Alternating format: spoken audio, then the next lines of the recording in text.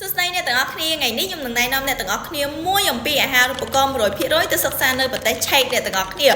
នៅប្រទេសឆែកគឺមានសាកលវិទ្យាល័យជាច្រើននៅក្នុងនោះសុទ្ធតែសាកលវិទ្យាល័យល្បីៗហើយអ្នកទាំងអស់គ្នាបើសិនជាចង់ធ្វើការដាក់ពាក្យអត់ចាំបាច់ភ័យទេបើសិនជាអ្នកទាំងអស់គ្នាថាអត់ខ្ញុំអត់មានលុយក៏ដូចជាអត់មានថវិកាគ្រប់គ្រាន់ទេហើយអត់ដឹងថាទៅរកព័ត៌មានមកពីណាទៀតគឺឡើងបារម្ភអ្នកទាំងអស់គ្នាសម្រាប់អាហារូបករណ៍មានរហូតដល់ទៅ 100% ដែលនៅក្នុងនោះអ្នកទាំងអស់គ្នាគឺជាប់ទៅអត់ចាំបាច់ភ័យទេគឺគេចេញឲ្យយើងទាំងថ្លៃសាលាកន្លែងស្នាក់នៅគេមានទាំងប្រាក់ឧបត្ថម្ភប្រចាំខែផងដែរអញ្ចឹងអត់ចាំបាច់ខ្វល់ទៀតទេថាអត់មានហិរញ្ញវត្ថុក៏ដូចជាថវិកាអីអត់ដឹងថាត្រូវធ្វើម៉េចមួយវិញទៀតអ្នកទាំងអស់គ្នាចង់ចែករំលែកបន្តិចការដាក់ពាក្យអាហារូបករណ៍នៅពេលដែលអ្នកទាំងអស់គ្នាទៅសិក្សានៅក្រៅប្រទេសមិនថាប្រទេសណាទេមិនថាសាកលវិទ្យាល័យមួយណាទេក៏សិតសឹងតែត្រូវការ admission ពីសាលាអញ្ចឹងតែអ្នកទាំងអស់គ្នាមួយវិញទៀតគឺបន្ទុក IELTS ឬក៏ TOEFL អីក៏សំខាន់ដែរអញ្ចឹងបើអ្នកទាំងអស់គ្នាអត់មាន IELTS អត់មានអីទេគួរតែត្រៀមខ្លួនពីឥឡូវទៅហើយបើអត់ដឹងថាទៅរកត្រៀម IELTS នៅណាក៏ដូចជាអត់ដឹងថាត្រូវធ្វើម៉េចដើម្បី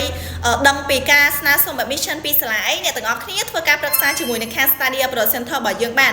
នៅក្នុង Study Abroad Center ពួកគាត់មានទាំងអស់អ្នកទាំងអស់គ្នាមិនថាបង្រៀនអ្នកទាំងអស់គ្នាពីការដាក់ពាក្យស្នើសុំអាហារូបករណ៍មិនថាវគ្គរៀនត្រៀម IELTS ផ្សេងៗទេហើយមួយវិញទៀតគឺសុទ្ធសឹងតែមានអ្នកជំនាញដែលគាត់ធ្លាប់មានបទពិសោធន៍អត់តិចឆ្នាំទេអ្នកទាំងអស់គ្នាអត់ប្រវត្តិទេអញ្ចឹងបើសិនជាចង់រកជំនួយជួយអ្នកទាំងអស់គ្នាក្នុងការស្នើសុំ admission ពីសាលាក្នុងការជួយ process ឯកសារមិនថា